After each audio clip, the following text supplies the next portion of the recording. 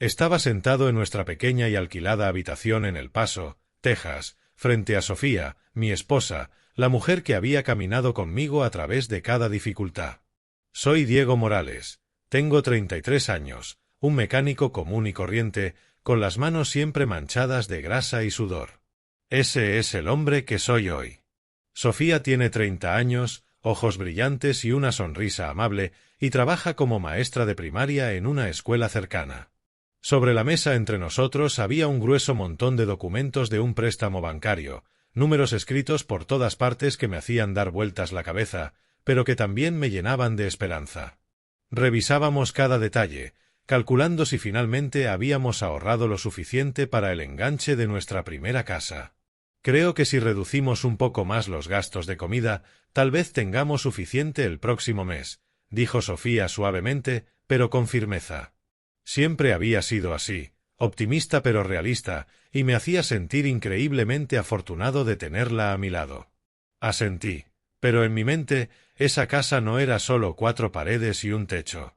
Era el destino de un largo camino lleno de lágrimas y sudor, que había comenzado en una noche fatídica hace 15 años, cuando me echaron de casa a los 18. Cada vez que lo recordaba, mi pecho se apretaba, como una vieja herida que nunca había sanado por completo. Pero hoy, sentado aquí con Sofía, decidí contarle todo para que entendiera quién era realmente. Y para poder enfrentar ese pasado una vez más. Había cumplido 18 años. Era un día de verano abrasador en El Paso, de esos en los que el sol quema la piel de la mañana a la noche. Había estado trabajando en el taller de autos desde temprano, con los brazos y la espalda doloridos de apretar tuercas, cambiar llantas y limpiar motores. Pero era mi cumpleaños, así que me regalé un pequeño pastel de la panadería cercana al taller. No era nada lujoso, solo un pequeño bizcocho de vainilla con glaseado blanco. Pero para mí era una alegría rara. Lo llevé a casa con una sonrisa cansada, imaginando que lo compartiría con mis padres, Héctor y Rosa Morales, los únicos mamá y papá que había conocido. Nuestra casa entonces era un pequeño departamento en las afueras, donde los camiones que pasaban hacían vibrar los pisos. Abrí la puerta y me congelé. Mis padres estaban allí, bloqueando la entrada, con rostros fríos y sin una pizca de sonrisa de bienvenida. A su lado estaba mi vieja maleta, llena de ropa y algunas pertenencias al azar. Mi corazón empezó a latir con fuerza. Un terrible sentimiento me invadió. «Mamá, papá, ¿qué está pasando?», pregunté con voz temblorosa. El pastel casi se me cae de las manos. Héctor, mi padre, un hombre alto con barba espesa y ojos que siempre cortaban como cuchillas, me miró fijamente. «Diego, no eres mi hijo biológico», dijo con crudeza, su voz afilada como una hoja. «Tu madre y yo te criamos hasta los 18 años. Hicimos nuestro deber. A partir de ahora, estás por tu cuenta». Quedé paralizado. Esas palabras me golpearon como un puñetazo en el rostro. No podía respirar. «¿Qué estás diciendo? ¿Es una broma?» «Es mi cumpleaños», tartamudeé, acercándome, buscando desesperadamente en sus ojos alguna señal de que hablaba en broma. Pero no había nada. Su rostro era piedra. Rosa, mi madre, pequeña, con el cabello recogido en un moño apretado y manos ásperas por los años de trabajo doméstico, permanecía en silencio, ojos fijos en el suelo como confirmando todo sin decir una palabra. No podía creerlo. ¿Cómo podía ser? Eran la única familia que había conocido. Mi voz subió mientras exigía. «¿Por qué? ¿Qué hice mal? Si no soy su hijo de verdad, entonces ¿quién soy? Tienen que explicármelo». Mi corazón latía con fuerza, un sudor frío brotaba a pesar del calor. Sentía que el suelo se desmoronaba bajo mis pies. Héctor me rechazó, inmóvil. «No te debo ninguna explicación. Ya dije lo que debía decir. Toma tus cosas y vete». Rosa me miró un segundo, labios temblorosos, y luego susurró casi inaudiblemente. «Diego, ahora tienes que valerte por ti mismo. Perdí el control. ¿Qué hice mal? ¿Por qué me tratan así?». Grité desesperado. No hubo respuesta. Mi voz se quebró mientras me acercaba más, casi suplicando. Por favor, solo una vez, díganme la verdad. Son todo lo que tengo. Caí de rodillas frente a Rosa, sujetando sus manos. Mamá, por favor, no me echen. No quiero quedarme solo así. Pero ella, temblando, retiró sus manos y giró el rostro. Héctor permaneció allí, frío como el hielo, inmóvil. Entendí entonces que, por más que suplicara, era inútil. Finalmente me levanté entre lágrimas. Recogí unas pocas ropas viejas, el juego de herramientas que había comprado con mis propios ingresos extras y el poco dinero que había ahorrado, apenas unos cientos de dólares. Antes de salir, miré hacia atrás una última vez, aferrándome a la débil esperanza de que me llamaran de vuelta. Nadie lo hizo. La puerta se cerró de golpe detrás de mí. Quedé solo en la calle oscura, el viento caliente levantando polvo en mi rostro. Desde ese momento, supe que verdaderamente no tenía un hogar al cual regresar. Usé cada centavo que había ahorrado para alquilar una pequeña y húmeda habitación en un barrio pobre de trabajadores. Las paredes estaban agrietadas. Los insectos cantaban toda la noche. Ese fue el inicio de empezar desde cero absoluto. La soledad era aplastante. Quería llorar. Pero sabía que tenía que ser fuerte. Tienes que endurecerte. Tienes que sobrevivir, Diego, me dije, apretando los puños. Para sobrevivir, acepté cualquier trabajo pesado que pudiera encontrar. A veces trabajaba 3 turnos al día, durmiendo solo unas pocas horas en el suelo del taller. Las comidas eran lo más barato, sándwiches de carne económica o fideos instantáneos. Al final de cada mes, al pagar el alquiler, miraba mi cartera vacía y sentía un pinchazo en el pecho. ¿Lo lograré?, me preguntaba, apretando los dientes y siguiendo adelante. Esos días me enseñaron que la vida no siempre es justa y que, a veces, hay que luchar solo. Una tarde, mientras hacía horas extras en un pequeño taller, conocí a Sofía. Llegó en su viejo auto después de terminar su jornada en la escuela primaria. Mis frenos están destrozados. ¿Puedes arreglarlos?, preguntó con suavidad, sus grandes ojos cansados aún cálidos. Asentí y me puse a trabajar. Mientras esperaba, charlamos un poco. Ella me contó sobre sus traviesos alumnos. Yo hablé de autos averiados.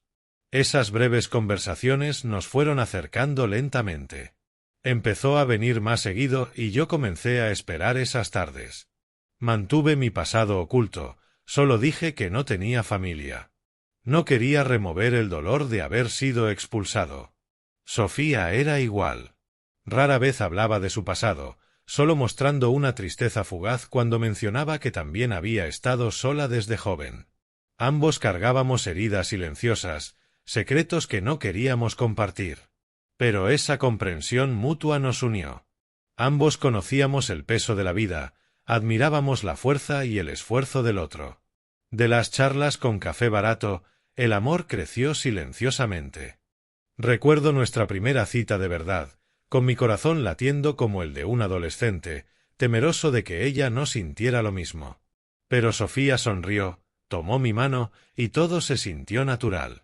Tras 3 años juntos, nos casamos.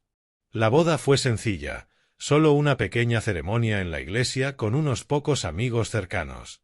Sin fiesta lujosa, sin vestido extravagante, solo amor genuino. Alquilamos otra pequeña habitación, apenas lo suficiente para los dos, y empezamos a repartir cada gasto.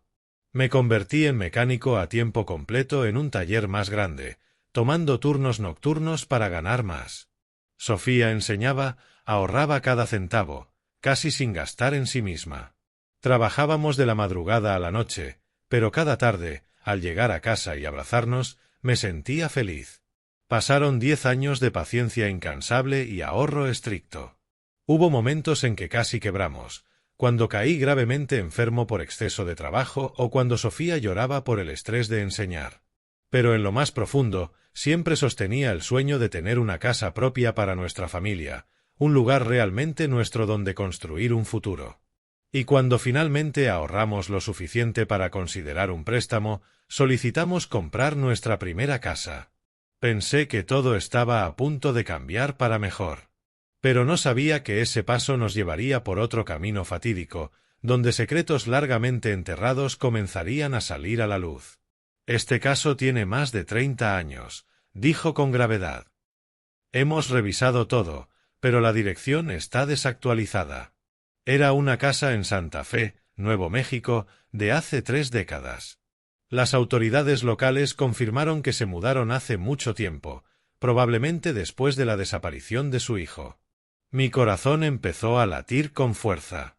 Santa Fe, a solo unas horas en coche desde El Paso, pero se sentía increíblemente lejano. Pregunté, ¿hay alguna manera de encontrarlos ahora? Registros federales de ciudadanos, asintió Ramírez. Sí, podemos ayudar, pero llevará tiempo buscar. Procesaron los datos a través de los sistemas federales y estatales de residencia. Esperé en el pasillo, sujetando una taza de café frío, los nervios tensos como si aguardara una sentencia. Después de varias horas agonizantes, Ramírez regresó con una rara sonrisa. Los encontramos. Tus padres biológicos son Carlos Álvarez y Teresa Álvarez. Actualmente viven en Santa Fe, Nuevo México. Casi dejé caer el teléfono cuando me entregó la impresión. No solo estaban vivos, sino que eran una familia millonaria y discreta, con un vasto imperio de negocios en bienes raíces y tecnología, casi nunca en la esfera pública. Las fotos en el expediente mostraban a Carlos, un hombre alto con cabello plateado y presencia imponente, y a Teresa, una mujer elegante de ojos profundos y llenos de alma. Ricos, poderosos, todo lo contrario a la vida difícil que había conocido. La información me dejó paralizado por la duda y el miedo. ¿Quién era yo para presentarme ante ellos? Un mecánico con manos manchadas de grasa, sin educación ni estatus. Cuando le conté a Sofía en casa, me abrazó con fuerza. No importa lo que el mundo vea, para ellos eres su hijo, Diego. Nada puede cambiar eso. Pero luché conmigo mismo durante días. Por las noches, me quedaba despierto imaginando que me rechazaran, pensando que era un fraude. ¿Y si no me quieren? Le pregunté a Sofía. Ella negó con la cabeza. Te querrán.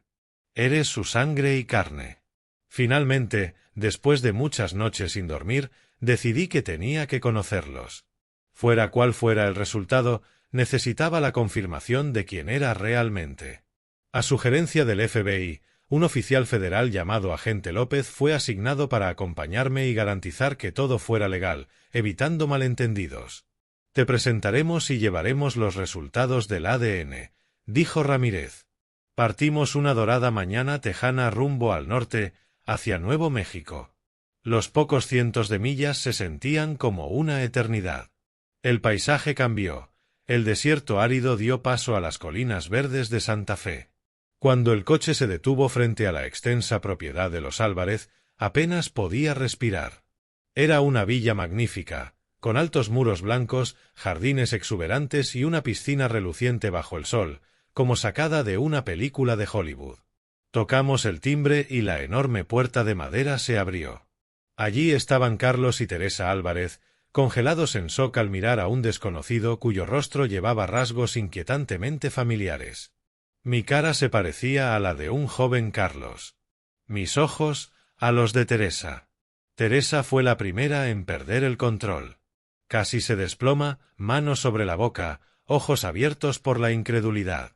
Dios mío. Después de todos estos años, ¿estoy viendo a mi hijo de verdad? Su voz temblaba, su cuerpo se balanceaba. Carlos permaneció sin palabras, manos temblorosas, incapaz de apartar la vista, como si temiera que desapareciera si parpadeaba. Esto no puede ser real, dijo con voz rota. El agente López dio un paso adelante. Señor y señora Álvarez, este es Diego Álvarez, su hijo que desapareció hace 32 años.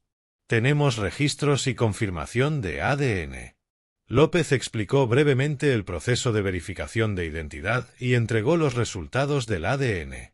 La muestra que tomé coincidía con la de ellos en un 99,9%.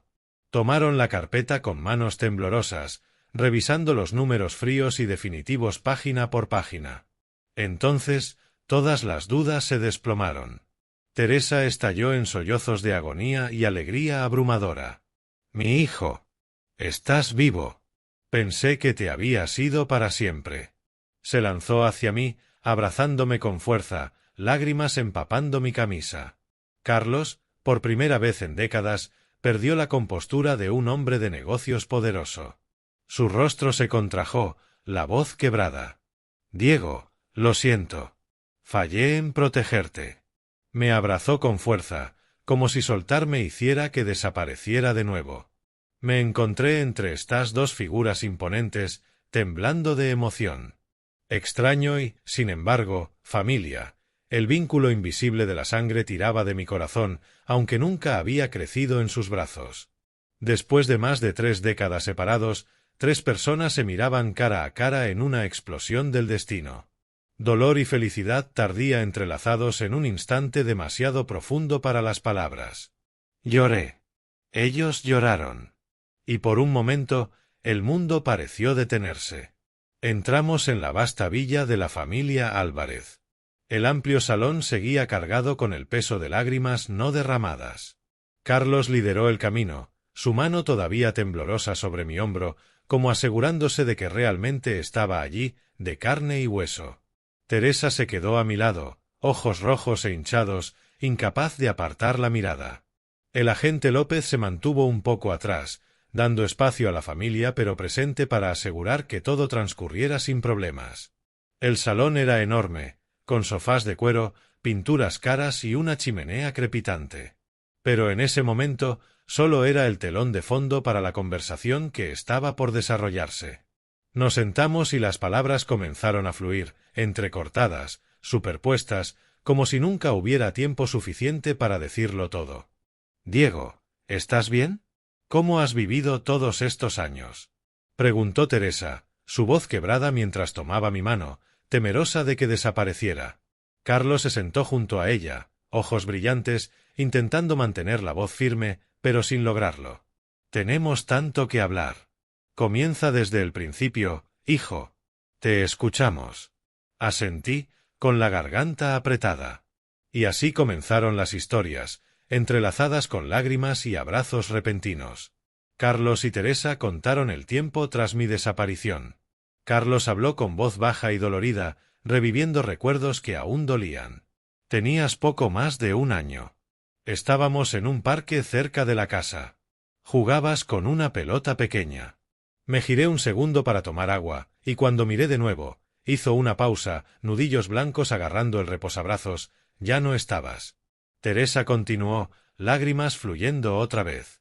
«Grité y corrí por todas partes buscándote. Tu padre llamó a la policía de inmediato.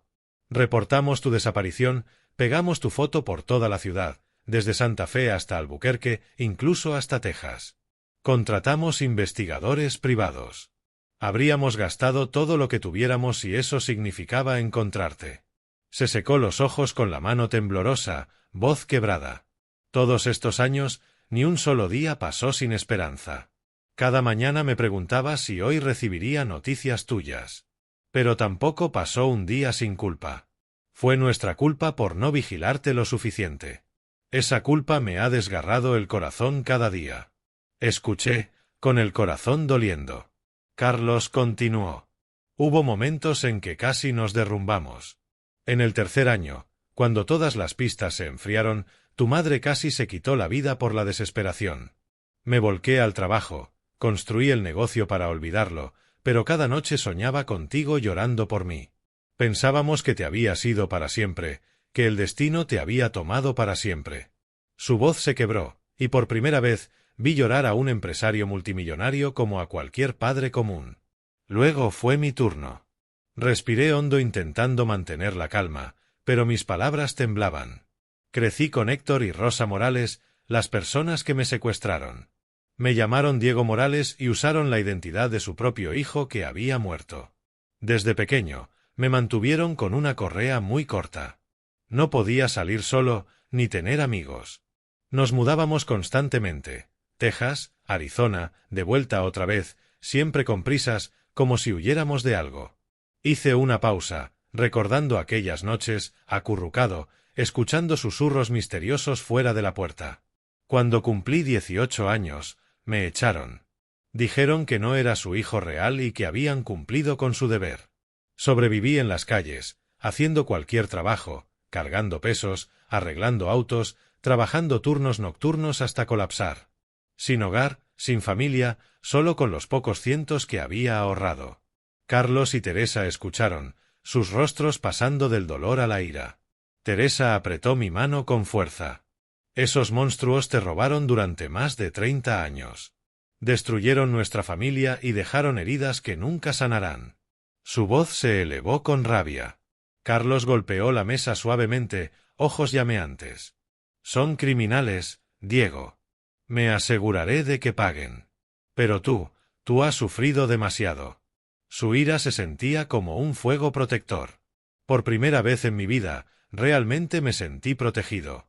Continué. Luego conocí a Sofía. Miré a mi esposa y sonreí entre lágrimas. Vino al taller donde trabajaba a tiempo parcial para arreglar su coche. De conversaciones cortas, nos acercamos. Oculté mi pasado, solo dije que no tenía familia. Sofía también tenía sus silencios. Nos enamoramos, nos casamos sencillamente tras 3 años y construimos todo desde cero. Alquilamos un cuartito pequeño, trabajamos hasta el agotamiento, ahorrando cada centavo, soñando con nuestra propia casa. Cuando supieron que estaba casado, Carlos y Teresa se llenaron de alegría, como si se levantara un enorme peso. Queremos conocer a nuestra nuera cuanto antes. La amaremos como a una hija, después de todos estos años perdidos, dijo Carlos con calidez. El ambiente empezó a suavizarse. Aparecieron las primeras sonrisas genuinas. Hablamos sobre el futuro, sobre recuperar el tiempo perdido. Mi corazón latía con felicidad, pero también con anticipación nerviosa. ¿Todo estaría bien de verdad? De repente, se abrió la puerta del salón y entró un joven.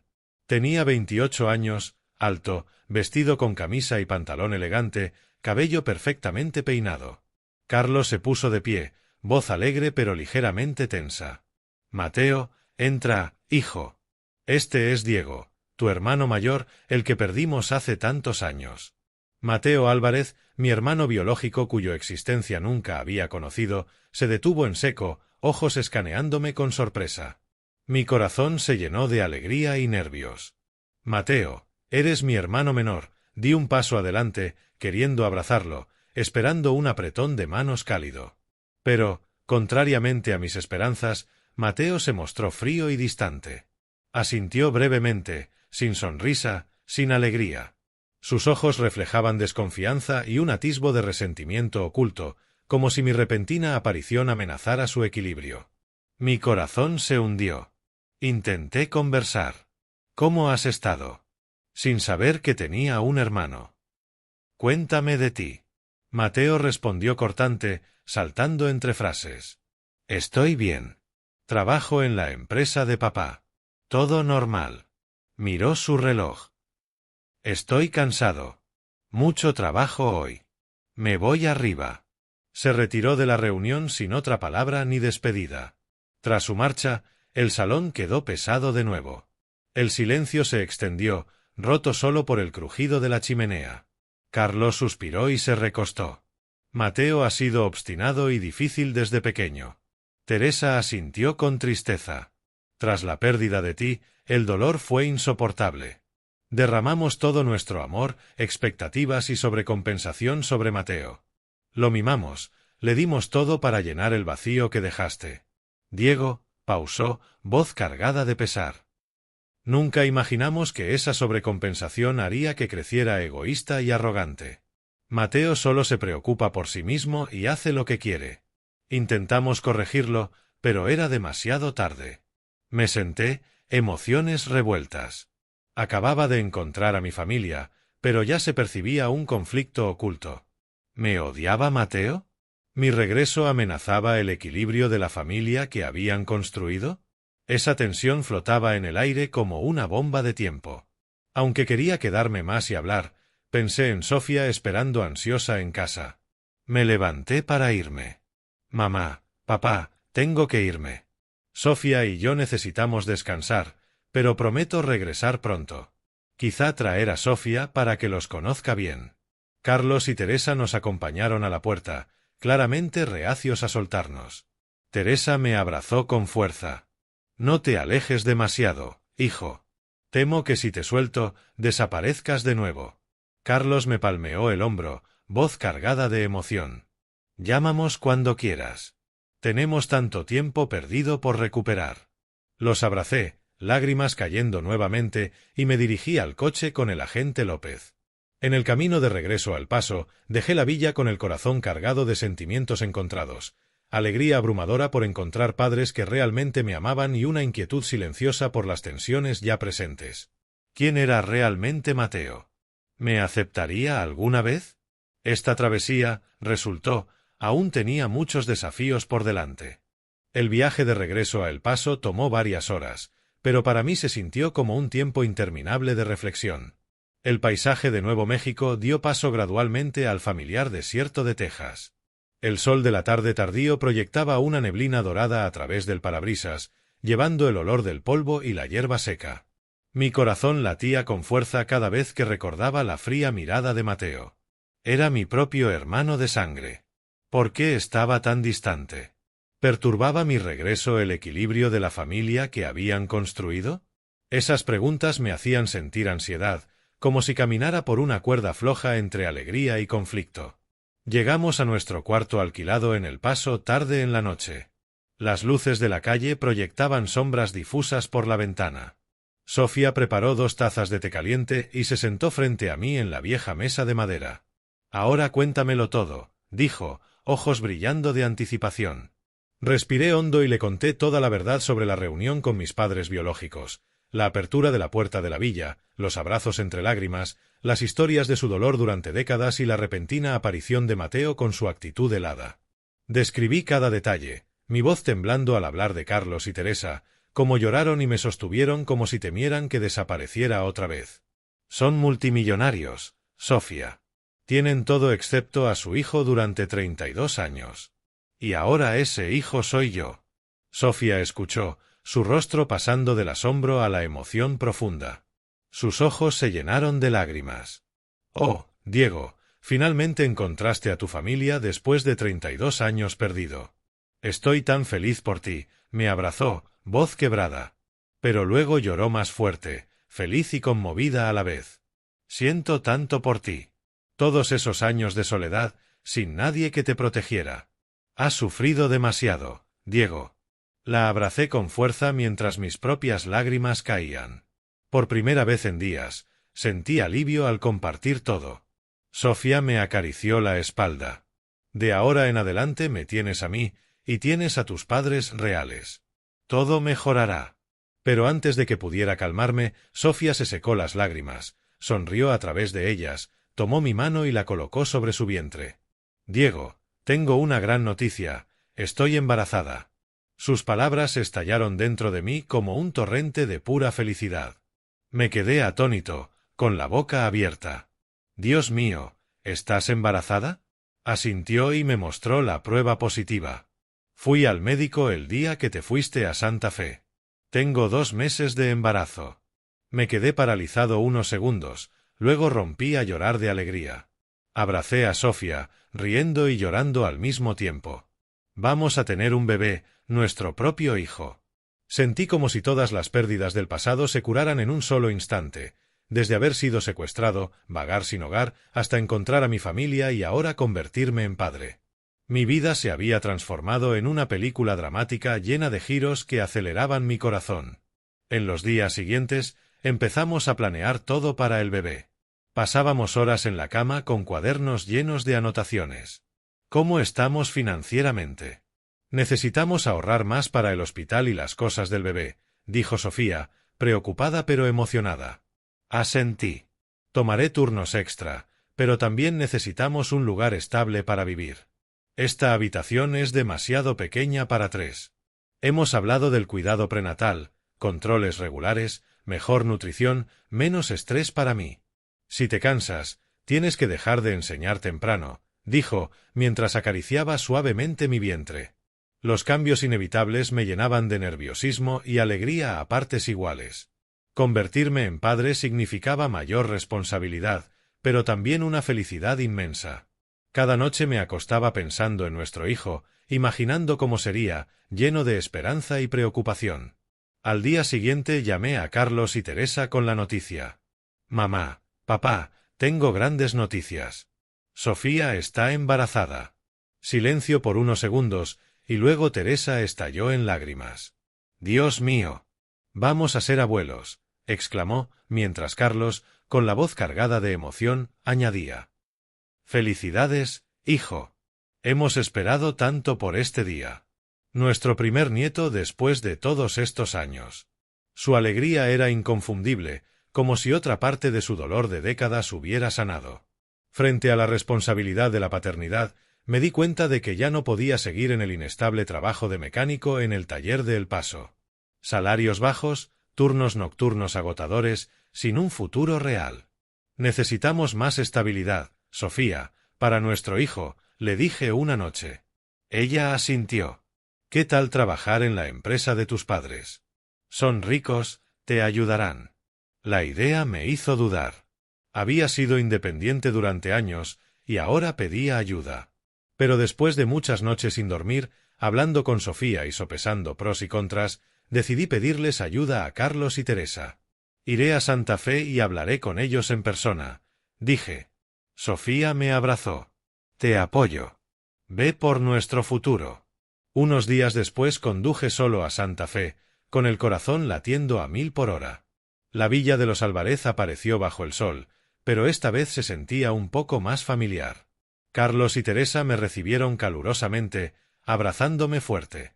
Entra, hijo. Hablemos, dijo Carlos. Nos sentamos en la sala y expuse mi solicitud con claridad. Mamá, papá, voy a ser padre. El trabajo de mecánico en El Paso no es estable. Me gustaría trabajar en la empresa familiar en un puesto donde pueda aprender y crecer. Temía que se negaran, pensando que quería aprovecharme, pero para mi alivio, aceptaron al instante. Oh, Diego, esto deberías haberlo tenido hace tiempo, dijo Teresa sonriendo. Esta es tu oportunidad de seguir el camino que siempre fue para ti. Lo arreglaré, dijo Carlos. No será un puesto alto para evitar chismes, pero suficiente para que desarrolles tus habilidades. Organizaron rápidamente un puesto inicial en el departamento de logística, perfecto para mi experiencia con vehículos e inventarios. Contacta a Mateo, dijo Carlos. Es el director de operaciones. Te guiará y será una buena oportunidad para que ustedes dos hermanos se conozcan mejor. Acepté, aunque me tensé recordando la frialdad de los ojos de Mateo. Me ofrecieron vivir en la villa. Hay una suite privada para ustedes, insistió Teresa. Pero no estaba listo. Gracias, pero por ahora alquilaré un pequeño apartamento cerca de la oficina. Cuando Sofía se una a mí, reconsideraremos. Respetaron mi decisión, aunque sus ojos reflejaban tristeza. Está bien, hijo. Respetamos tu decisión, pero por favor visítanos a menudo. Comencé el trabajo la semana siguiente, mudándome temporalmente a Santa Fe. Alquilé un pequeño y acogedor apartamento cerca de la imponente sede de Álvarez Group. Mi primer día se sintió como el primer día de escuela. Llevé mi camisa más limpia y entré a la Me ignoró, usando reuniones como excusa. Claramente no quería ayudarme y me trataba como un extraño. Sin apoyo real de mi hermano, tuve que aprender por mi cuenta. Pregunté a otros colegas más amables sobre los informes y la cadena de suministros. Los primeros días fueron una cadena de errores, datos incorrectos, plazos incumplidos, muy distinto a mi trabajo manual anterior. Muchas veces me sentí desanimado, sentado solo en mi apartamento, preguntándome, ¿podré hacer esto? ¿Mateo lo hace a propósito? ¿Me está saboteando? Pero gracias al esfuerzo y las ganas de aprender, poco a poco fui mejorando. Estudiaba de noche, tomaba notas, corregía errores. Tras unas semanas completé mi primer pequeño proyecto y fui elogiado por mi supervisor. Diego, buen trabajo. Estás mejorando rápido. Mi ingreso se estabilizó y aumentó notablemente, el doble de mi salario anterior, con seguro y bonos. Aliviaba la presión financiera mientras Sofía estaba embarazada. La llamaba todos los días. Me he acomodado en el trabajo. Estoy enviando suficiente dinero para tus citas médicas. Sofía se quedó en El Paso por ahora para cuidar el embarazo. La traería a Santa Fe cuando todo aquí estuviera sólido. Te extraño mucho, pero esperemos hasta que el bebé esté más fuerte, decía ella. Anhelaba ese día, pero también me preocupaba. Matteo seguía frío y sentía la tensión latente. Cuando Sofía finalmente se uniera a mí, ¿estallaría todo? Este nuevo capítulo estaba lleno de drama, manteniendo mi corazón en constante alerta. Al principio, todo parecía ir bien: mejor salario, colegas amables, llamadas frecuentes de Carlos y Teresa, incluso enviando paquetes de frutas frescas y vitaminas prenatales a Sofía. Me sentía como una pieza de un rompecabezas perdido que finalmente encajaba. Pero luego Matteo empezó a mostrar una hostilidad silenciosa que iba más allá de la frialdad inicial. Día tras día, su enemistad latente era evidente. En reuniones de departamento, evitaba el contacto visual y sus comentarios siempre tenían filo cortante. Eres nuevo aquí, así que ten cuidado con los datos. No hagas que todo el equipo pague por ello, dijo una vez, más como advertencia que consejo. Mi corazón se aceleraba cada vez que lo enfrentaba. ¿Por qué me odiaba tanto mi propio hermano? Con su autoridad, me asignaba las tareas más difíciles, como un juego calculado de gato y ratón. Proyectos complicados, clientes problemáticos, papeleo antiguo sin resolver. Trabajaba sin descanso, pasando noches revisando números, llamando a socios en distintos usos horarios, saltándome comidas. La presión me aplastaba. Amor, estoy agotado. Matteo me da tareas imposibles. Siento ganas de rendirme, le decía a Sofía por teléfono. Aguanta, creo en ti. No dejes que gane, me animaba ella. Cada mañana, entrar a la oficina se sentía como caminar a una batalla. Los colegas susurraban. Matteo es muy duro contigo, Diego. Sigue adelante. Los errores de otros eran asignados a mí, como cuchillos invisibles en la espalda. Una vez, un envío se retrasó por un fallo antiguo del software de otro departamento. Matteo me responsabilizó públicamente ante todos, incluyendo a Carlos. Diego, estás a cargo de esta área. ¿Cómo permitiste que pasara esto? Casi perdemos un gran cliente. Intenté explicar, mostrando correos antiguos como prueba, pero me cortó fríamente. Sin excusas. Asume toda la responsabilidad. Fui reprendido repetidamente, y aunque mi padre nunca dijo nada fuerte, veía su preocupación y decepción en los ojos. Caí en un periodo de inestabilidad mental y profesional. Cada noche, solo en mi apartamento bajo la luz tenue, me cuestionaba. ¿Debo renunciar? ¿Matteo intenta expulsarme? ¿Se decepcionarán mamá y papá de mí? Las lágrimas caían silenciosas, pero pensando en Sofía y nuestro hijo, apreté los dientes y resistí, con el corazón palpitando de ansiedad por lo que vendría. Tras los tropiezos iniciales, lentamente recuperé terreno. Como un luchador que se levanta después de caer, comprendí que no podía dejar que Matteo controlara el juego. Tenía que protegerme con inteligencia. Revisaba cada tarea con cuidado, comprobaba cifras y archivos, respaldaba correos y reportes. Aprendí software de gestión avanzada, releí informes antiguos y grabé reuniones para analizar después las palabras de Matteo. No más sorpresas, cada mañana me recordaba a mí mismo mi determinación. Me volví meticuloso, revisando todo 3 veces, consultando colegas de confianza sin revelar demasiado. Gracias a esa precaución y persistencia, empecé a desarmar sus trampas una a una. Un proyecto sin esperanza se resolvió cuando contacté al socio directamente, renegocié términos y lo terminé antes de lo previsto. Mi supervisor me elogió. Diego, salvaste al equipo entero. Comencé a ganar respeto por mi capacidad real. La percepción de mis colegas cambió. Eres muy bueno, Diego. ¿Quién diría que un novato podría lograr esto? Los enfrentamientos con Matteo en reuniones se hicieron más frecuentes y abiertos. El conflicto fraternal ya no estaba oculto. En una gran reunión, Presenté una idea de optimización de la cadena de suministro y Matteo me interrumpió bruscamente. Este plan no es viable. Es muy arriesgado. No me acobardé. Calmadamente respondí con datos. Mira estas cifras, Matteo. Está basado en informes reales y verificados. La sala se congeló. Todos intercambiaron miradas. Carlos, presidiendo la reunión, intervino. Ambos cálmense. La idea de Diego es sólida. Probemos. El rostro de Matteo se enrojeció y se retiró antes de tiempo, alegando otro compromiso. Desde entonces, los enfrentamientos se hicieron más frecuentes, como pequeñas batallas internas. Entre tanto caos laboral y tensión familiar, decidí que no podía dejar sola a Sofía en el paso. Su embarazo estaba en el 4º mes, su vientre crecía y nuestras llamadas nocturnas llenas de anhelo me desgarraban. Diego, no puedo dormir. Me preocupo por ti allá solo, decía Sofía. No lo soporté más. Ven a Santa Fe. Te iré a buscar. Estaremos juntos. Me sentiré mejor.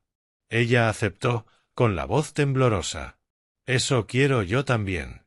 Ese fin de semana conduje a El Paso, corazón lleno de alegría. Empacamos nuestras pertenencias sencillas, ropa, artículos básicos del bebé, y nos mudamos a Santa Fe. Nos instalamos en el pequeño apartamento que había estado alquilando. Desde entonces enfrentamos juntos el estrés laboral, el embarazo de Sofía y los conflictos familiares. Matteo seguía siendo una nube oscura, pero con Sofía a mi lado ya no me sentía solo. A pesar de las dificultades crecientes, noches largas de trabajo, cansancio del embarazo y rumores en la empresa sobre la rivalidad con mi hermano, nos apoyábamos mutuamente día tras día. Cada noche, Sofía cocinaba comidas sencillas y me masajeaba la espalda. Sigue adelante por nuestro futuro, me decía. Yo le masajeaba los pies hinchados y le contaba lo del trabajo para aliviar el estrés. Nos preparábamos mentalmente para la presentación oficial a la familia. Carlos y Teresa insistían, trae a Sofía a casa para que nos conozcamos como una verdadera familia. Yo estaba nervioso pero feliz. Todo irá bien, amor, dije. Sofía asintió, aunque a veces parecía ansiosa. Tengo miedo de no encajar. Son tan ricos. Esa noche, conduje a Sofía hasta la villa de mis padres, corazón latiendo con emoción y nervios. La noche de Santa Fe era fresca. Las luces de la calle iluminaban suavemente el camino hacia la lujosa propiedad. Sofía llevaba un vestido de maternidad simple pero bonito, su vientre claramente marcado, sosteniendo un pequeño ramo como regalo. Diego, estoy tan nerviosa, dijo Sofía, con la voz temblorosa. Le apreté la mano.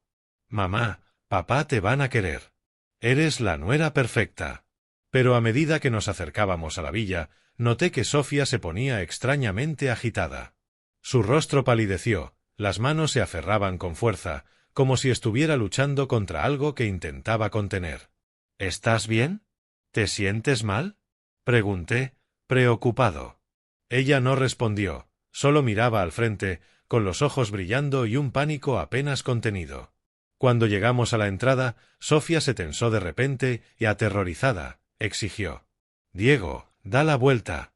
Llévame a casa ahora mismo. No puedo entrar a esa casa. Su voz estaba cargada de miedo.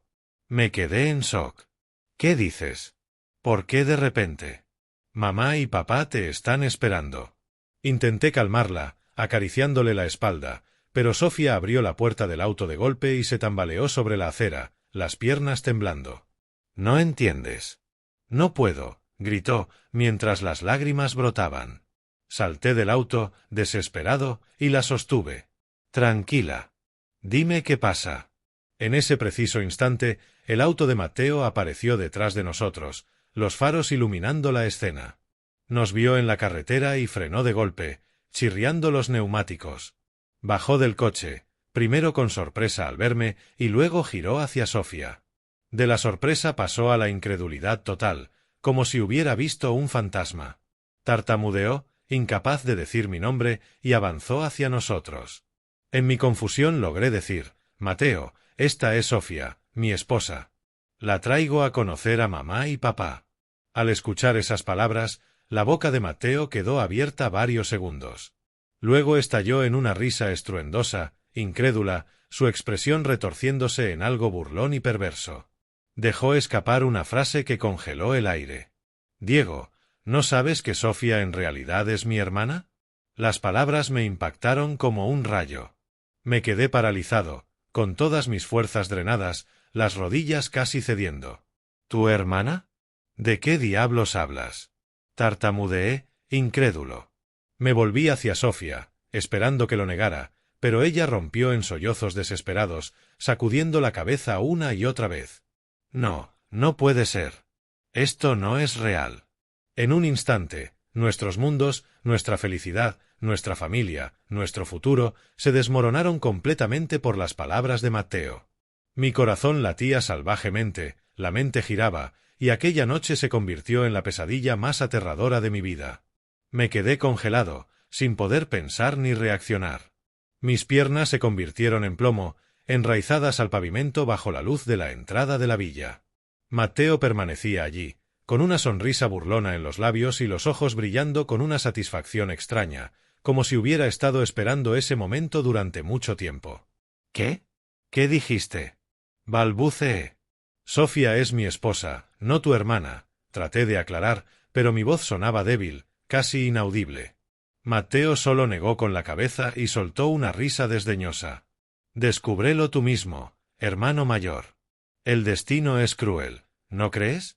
Se dio la vuelta, volvió a su auto, arrancó y desapareció en la noche, dejándonos a Sofía y a mí en un silencio tan denso que parecía muerte. Sofía entró en pánico total, perdiendo completamente el control. Su rostro se volvió fantasmagórico bajo las luces de la calle, los ojos desorbitados por el terror, las lágrimas cayendo como lluvia. Retrocedió unos pasos, temblando mientras se agarraba el vientre, y de repente giró y corrió hacia nuestro auto. «Sofía, ¿qué haces?»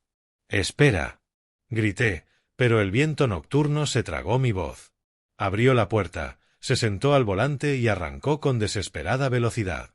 Los neumáticos chirriaron mientras el auto desaparecía en la oscuridad, las luces traseras rojas desvaneciéndose en la curva. Corrí detrás de ella, pero fue inútil.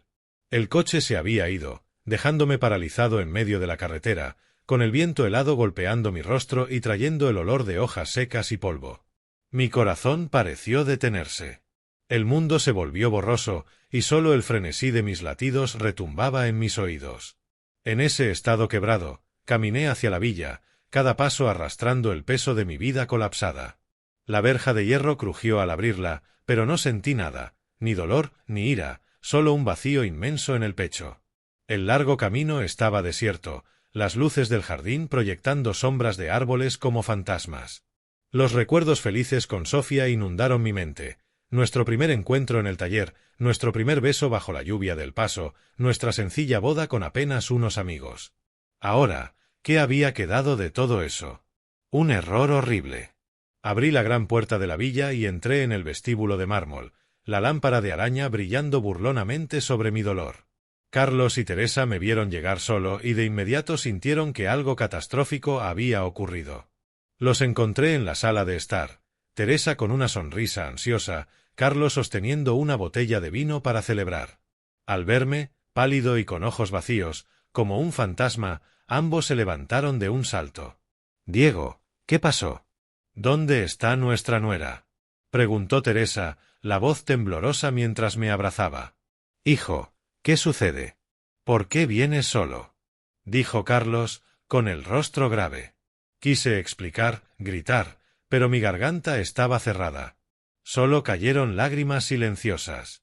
«Hablemos de la cruel ironía del destino», resonó la voz de Matteo, burlona, desde el pasillo.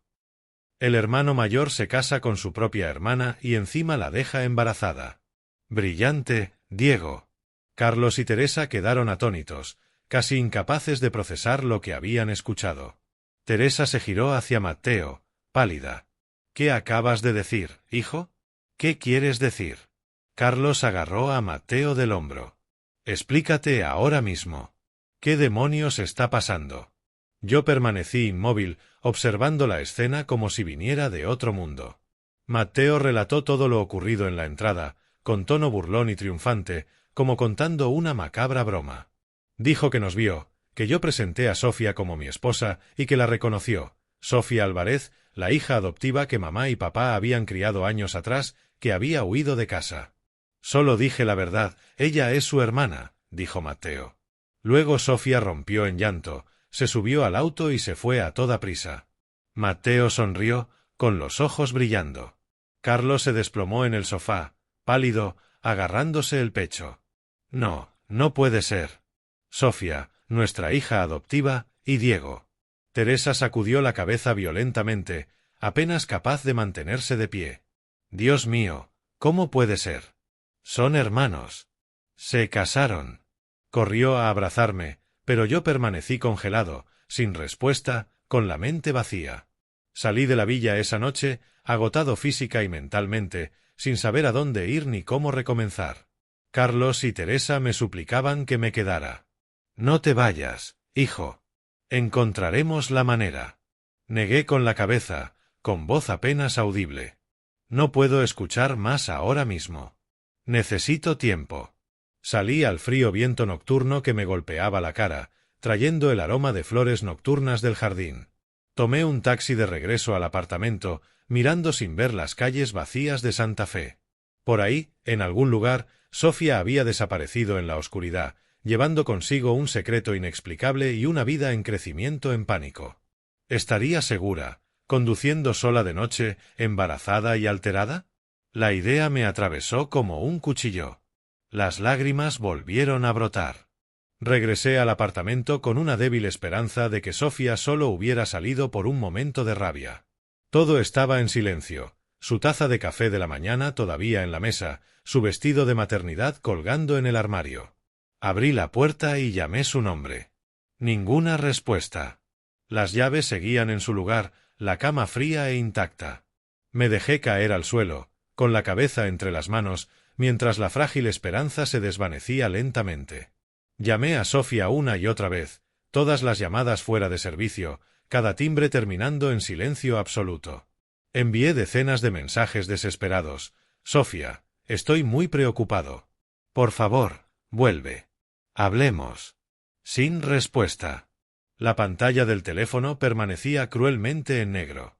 Día tras día, sin señales, sin mensajes, sin pistas. Apenas comía o dormía, vagando por las calles alrededor del apartamento, preguntando en estacionamientos, gasolineras, tiendas de conveniencia, recibiendo solo negaciones compasivas. Llamé a hospitales locales, comisarías, incluso publiqué avisos de persona desaparecida en redes sociales. Nada. Solo me quedaba una pregunta. Con un embarazo así, ¿a dónde podría haber ido Sofía sola en tal estado de pánico? El miedo por mi esposa y el bebé me destrozaba. ¿Y si le pasaba algo? ¿Si el niño corría peligro? Suplicaba que al menos enviara un mensaje para decir que estaba a salvo. ¿Por qué me dejaste así, Sofía? Susurré, con lágrimas rodando por mi rostro. Pero todas mis búsquedas iniciales resultaron infructuosas. Sofía había desaparecido de mi vida como si nunca hubiera existido. Me senté en el apartamento, frente a nuestra foto de boda, con un dolor indescriptible. Poco a poco se asentó en mí una dolorosa realidad. Sofía no había salido solo por impulso, se había ido por completo, parte de una tragedia más grande que aún no comprendía del todo. En los días posteriores viví en un estado de tormento y ansiedad insoportable, como si me hubieran vaciado, dejándome solo un caparazón vacío. Cada mañana despertaba, si se podía llamar despertar, apenas había dormido, con el corazón apretado como por hilos de acero. Apenas comía, unos pocos pedazos de pan seco, solo para sobrevivir, no para vivir. Mis lágrimas se habían secado la primera noche, pero el dolor seguía surgiendo, multiplicando miles de preguntas en mi mente. ¿Dónde estaba Sofía? ¿Estaba segura? ¿Y el bebé que llevaba? No quería ver a nadie. Dejé de ir al trabajo y corté todo contacto con el mundo exterior, como un fugitivo escondiéndose de la realidad. Mi teléfono sonaba constantemente, llamadas de Carlos y Teresa llenando el buzón con voces preocupadas. Diego, contesta. Necesitamos hablar contigo, hijo. Pero las ignoraba, viendo la pantalla encenderse y apagarse una y otra vez. Mi corazón se llenaba de resentimiento y agonía. Mateo también llamó unas veces, pero borré sus llamadas al instante. No podía soportar la voz del hombre que había lanzado una bomba sobre mi vida. La empresa enviaba correos preguntando cómo estaba. Mi supervisor escribía: «Diego, ¿estás bien? Nos preocupa mucho». No respondía. Solo me quedaba acurrucado en el apartamento como un alma perdida, puertas cerradas, cortinas corridas para que la luz de Santa Fe no entrara. El tiempo avanzaba como melaza.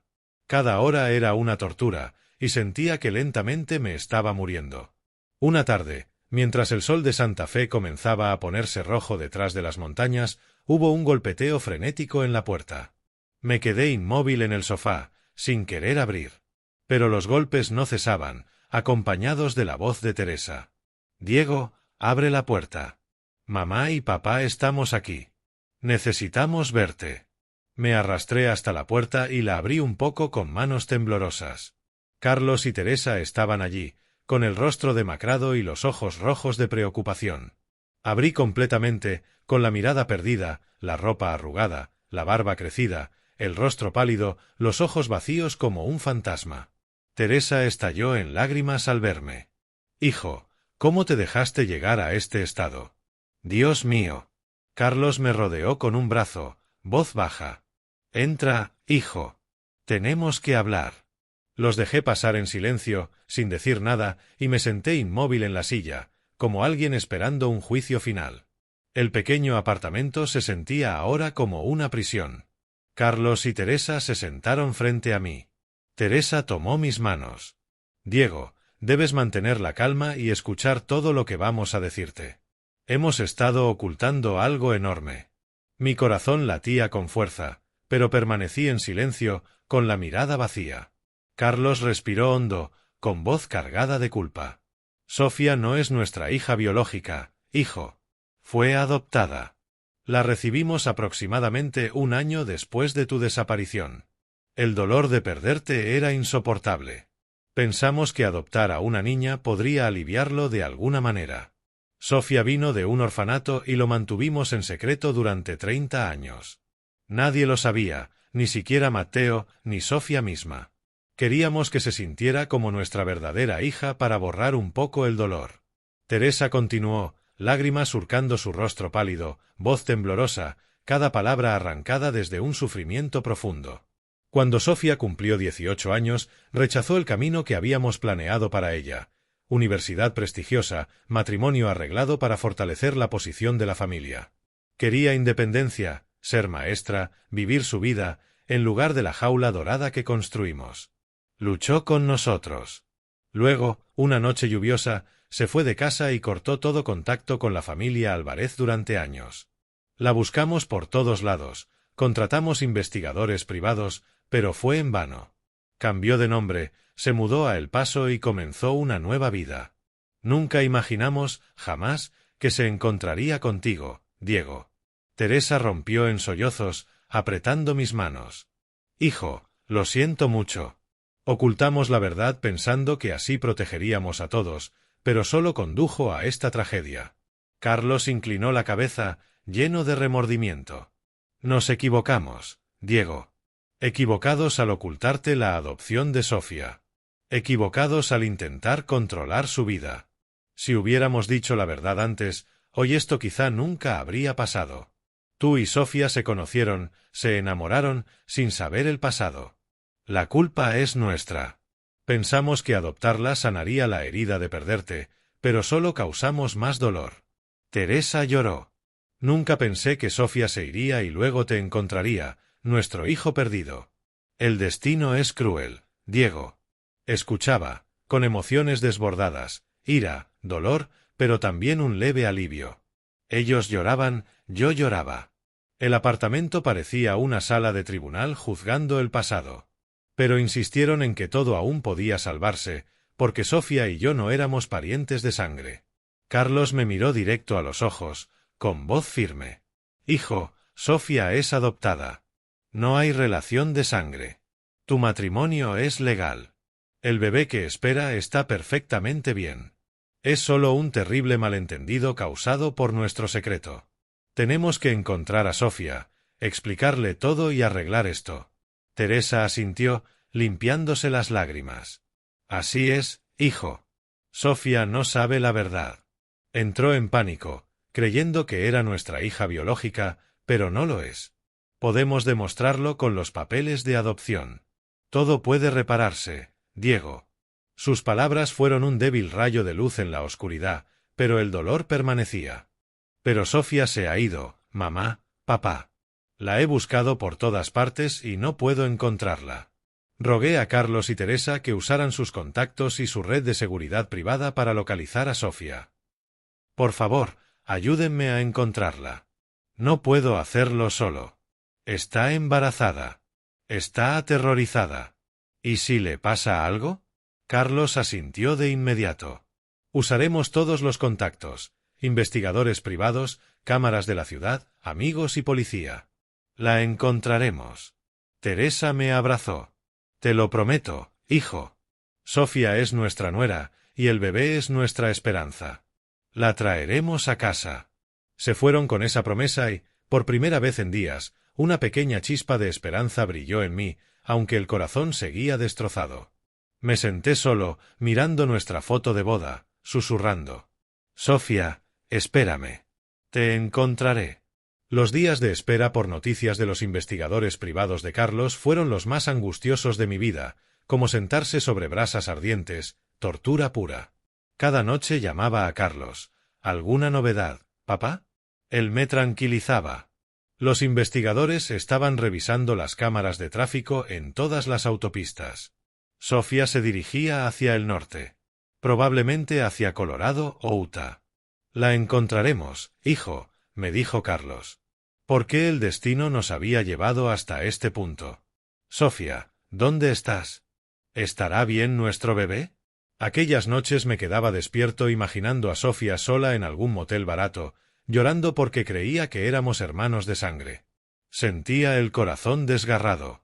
La débil esperanza que me daba la promesa de mis padres me mantenía aferrado, pero el miedo a que fuera demasiado tarde me perseguía, haciendo todo más dramático que nunca.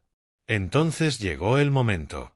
Después de casi una semana de búsqueda ininterrumpida, Carlos me llamó a medianoche, con voz emocionada pero ansiosa. Diego. Los investigadores la encontraron gracias a las cámaras de tráfico en la enero del 25. Sofía está en un pequeño y tranquilo pueblo de Colorado llamado Evergrande. Se hospeda en un motel viejo. Tenemos que ir ahora. Mi corazón latía con tanta fuerza que parecía que iba a estallar. Lágrimas de alivio brotaron. ¿De verdad, papá? ¿Está viva? Pregunté.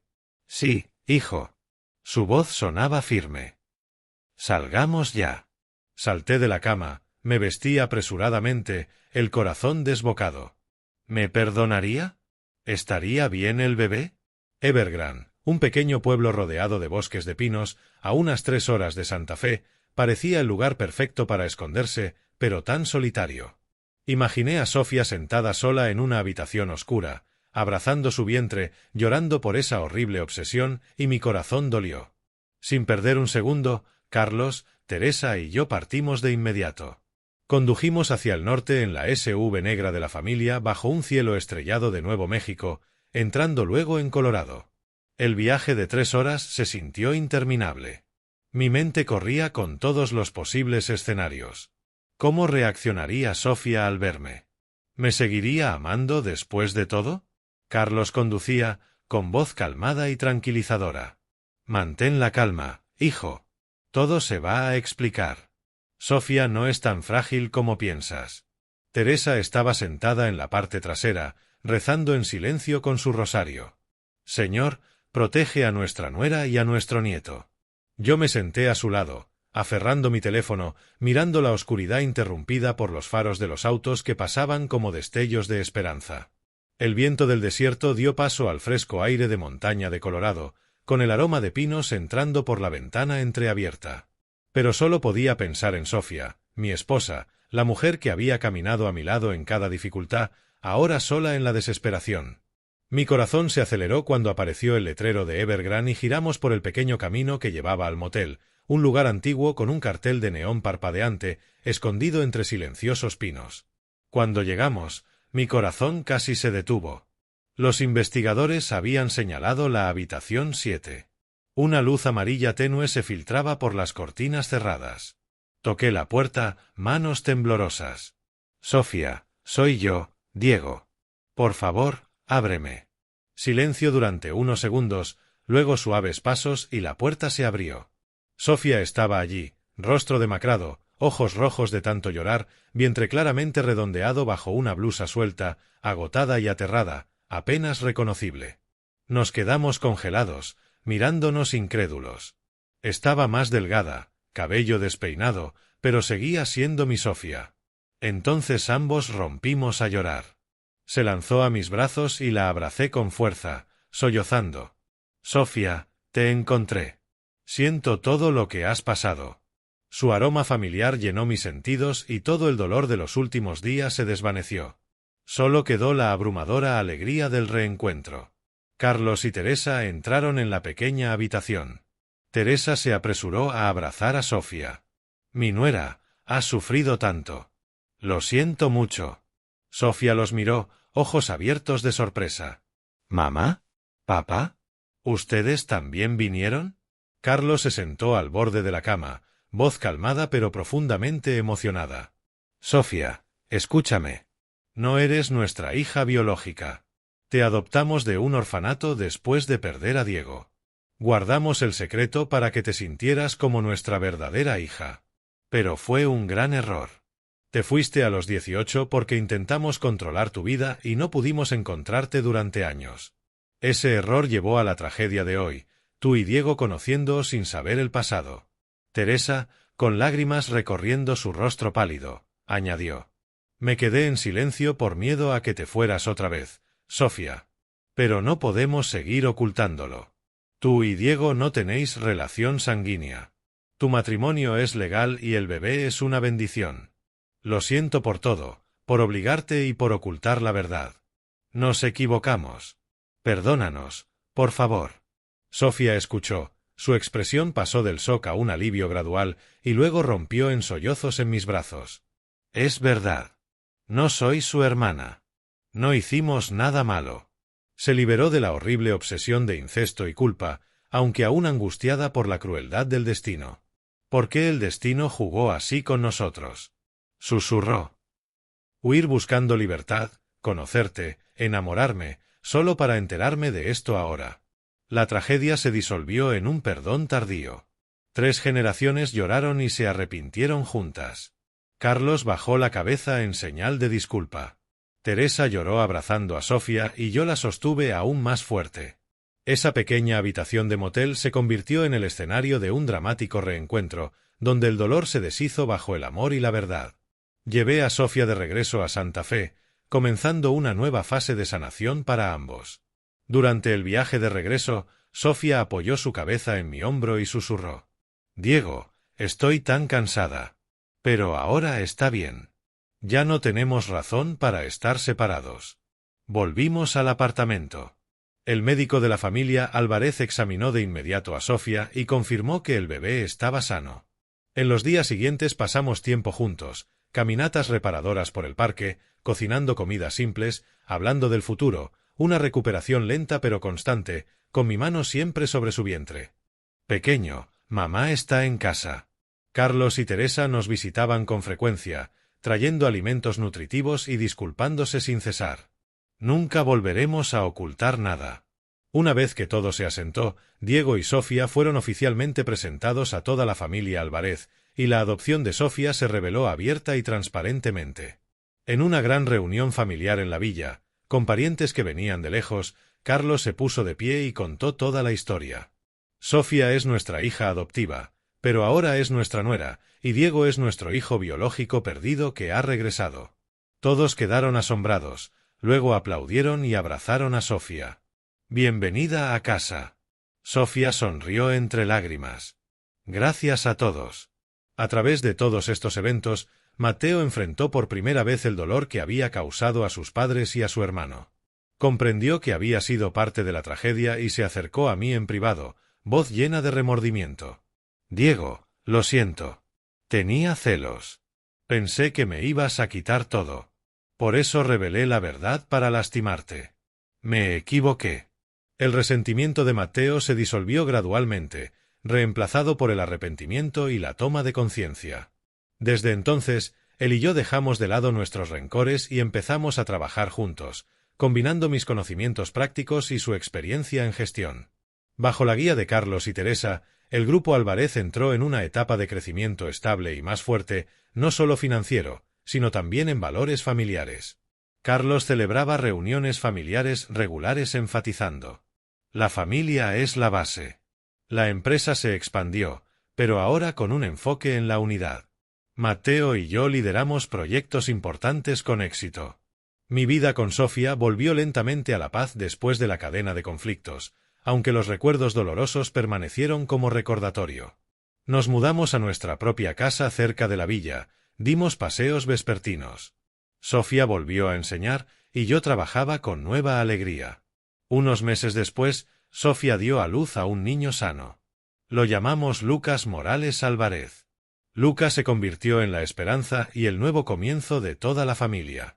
Fue cuidado y protegido como un tesoro, el hilo invisible que reparó fracturas que antes parecían irreparables. En ese abrazo lleno de amor, Lucas creció tranquilo, calmando y borrando poco a poco los dolores del pasado. Al mirar atrás, desde un niño secuestrado y abandonado hasta encontrar familia, amor y un hijo, comprendí que la vida no solo trae pérdidas, sino también oportunidades para empezar de nuevo.